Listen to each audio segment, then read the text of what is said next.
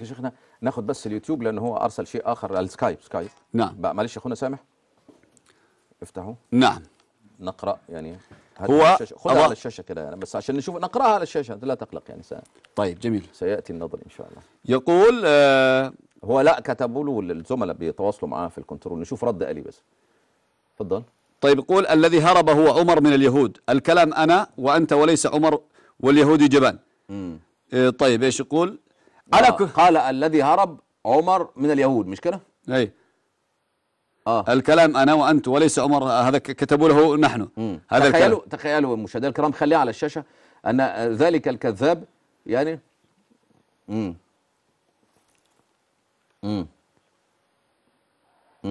طيب يعني عايزين بس نقرا الرواية من الأول أهو.